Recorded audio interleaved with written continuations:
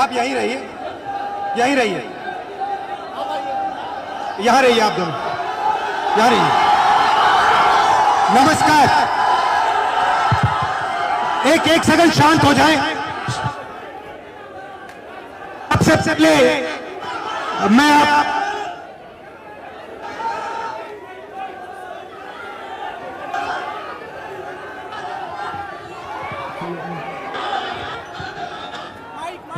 We need the mic.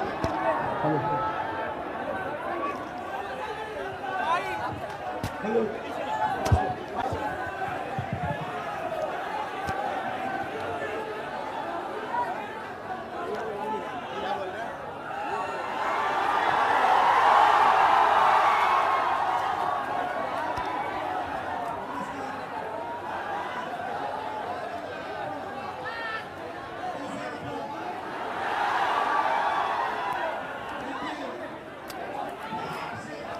आप लोग सब लोग जाइए, आप इसके साथ में ऑफिशियल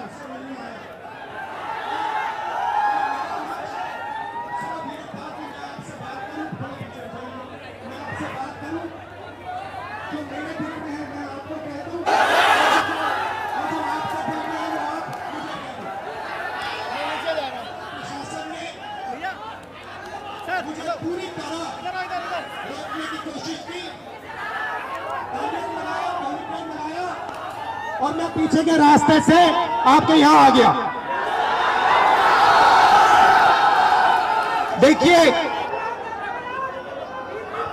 दलित, पिछड़ा वर्ग, अति पिछड़ा वर्ग, आदिवासी वर्ग, आपके खिलाफ इस देश में 24 घंटा अत्याचार होता है।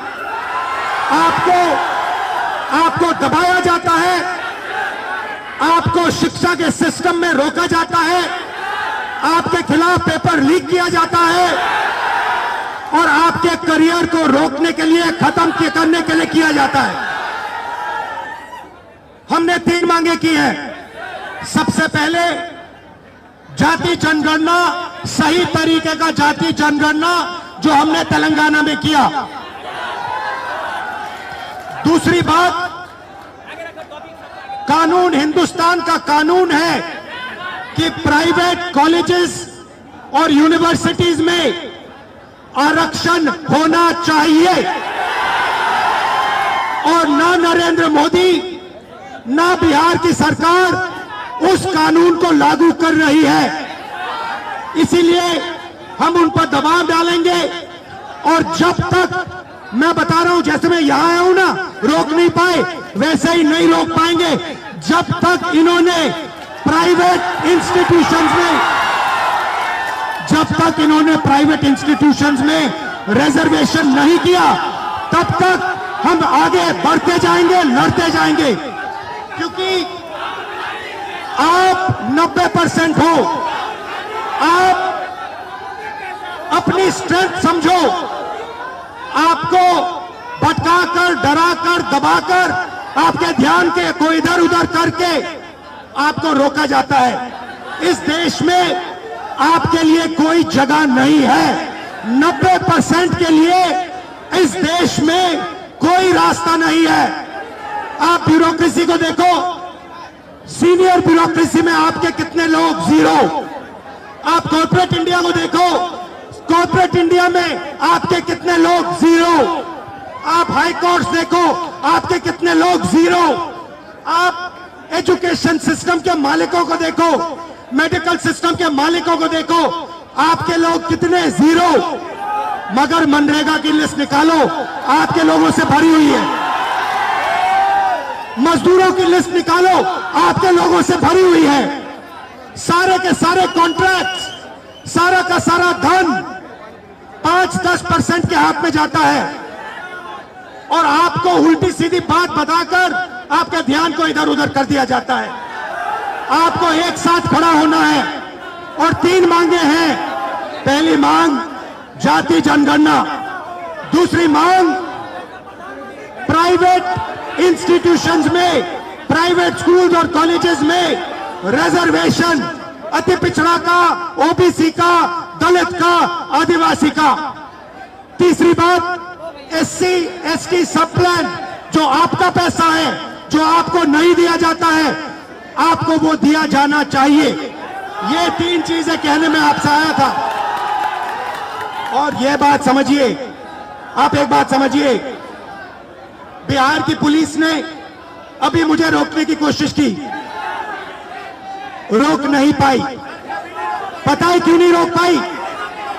नहीं, इसलिए नहीं रोक पाई क्योंकि आपकी शक्ति मेरे पीछे है। आपकी शक्ति मेरे पीछे है, इसीलिए कोई, दुनिया की कोई शक्ति उसको रोक नहीं सकती है। हमने कहा, हमने नरेंद्र मोदी से कहा, पार्लियामेंट में कहा, तुम्हें जाति जनगणना करना पड़ेगा। हमने उससे कहा कि तुम्हें संविधान को यहां माथे पर लगाना पड़ेगा। नरेंद्र मोदी जी ने आपके दबाव से डरकर जाति जनगणना हिंदुस्तान में घोषित किया है। आपके दबाव से डरकर उन्होंने कॉन्स्टिट्यूशन अपने माथे पर लगाया है, मगर वो लोकतंत्र के खिलाफ है, संविधान के खिलाफ है, जाति जनगणना के खिलाफ है। और जो 90% हिंदुस्तान की गरीब आबादी है, अति पिछड़ा, दलित, आदिवासी, माइनॉरिटीज, ये इन सब के खिलाफ है। ये अदानी अंबानी की सरकार है, ये आपकी सरकार नहीं है। आपने इतने प्यार से मेरी बात सुनी, इसके लिए आप सबको दिल से बहुत बहुत धन्यवाद। मैं जानता हूं SC ST अति पिछड़ा हॉस्टल्स में यहां क्या होता है। मैं आपको गारंटी देता हूं, जैसे ही हिंदुस्तान में सरकार आएगी, जैसे ही बिहार में हमारी सरकार आएगी, हम ये सारा का सारा बदल देंगे और आपके लिए जो होना चाहिए वो करके दिखाएंगे। आप सबका बहुत बहुत धन्यवाद। नमस्कार, जय हिंद।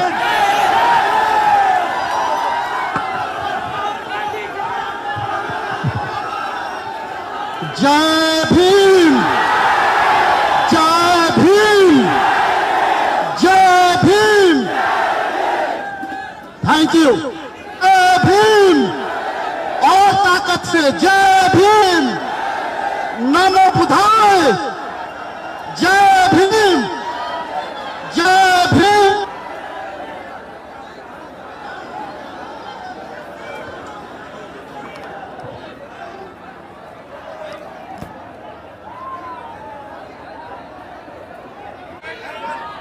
हेलो, अच्छा, आप में से कोई बोलना चाहता है? आ जाओ, आ जाओ।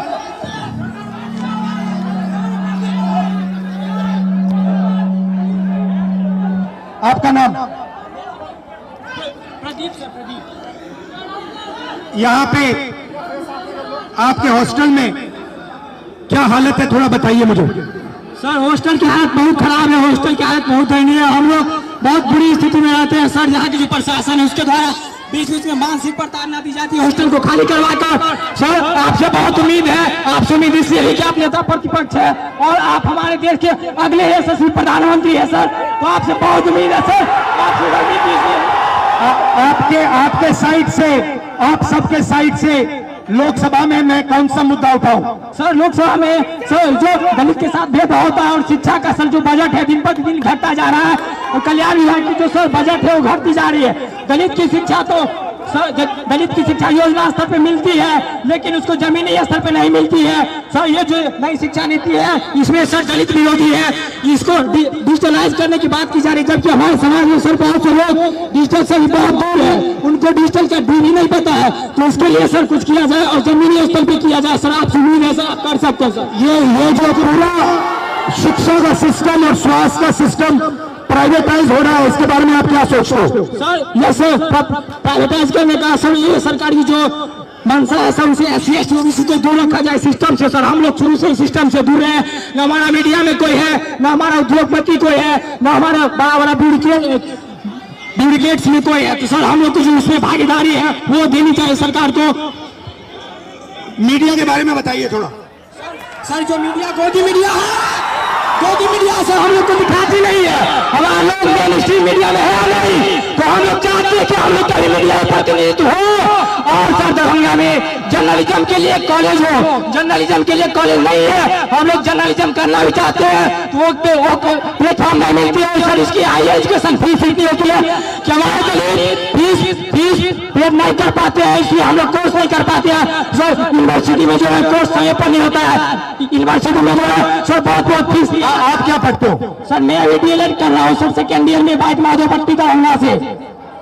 कैसा चल रहा है? सर DLED तो ठीक चल रहा है, लेकिन सर आगामी TRE 4 है जिसमें 23-25 वालों को मौका मिले, इसके लिए भी हम लोग प्रोटेस्ट किए हैं सर, कर रहे हैं सर।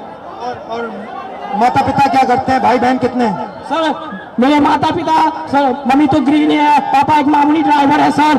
पापा जो है 300-400 दिहाड़ी पे काम करते हैं सर। हम लोग बहुत गरीब तबके के साथ हैं। अगर ये हॉस्टल नहीं होती तो हम लोग को एक ऐसा प्लेटफॉर्म नहीं मिलता, हम लोग नहीं पढ़ते, इसलिए ये हॉस्टल है। और सर एक और मांग आपसे हम लोग करना चाहेंगे कि सर ये हॉस्टल है, हम लोग यहाँ मैट्रिक इंटर ग्रेजुएशन कर लेते, क्या मैट्रिक इंटर ग्रेजुएशन के लिए हम लोग को नौकरी मिलेगी? नहीं मिलेगी। तो कंपटीशन के लिए एक छात्रावास होना चाहिए, PG छात्रावास दलितों के लिए होना चाहिए, जिससे कि हम लोग आगे की पढ़ाई कर सके और देश के विकास में अपना योगदान दे सके सर। भाई बहन और पापा मामा से मेरी नमस्ते कर देना। Thank you brother.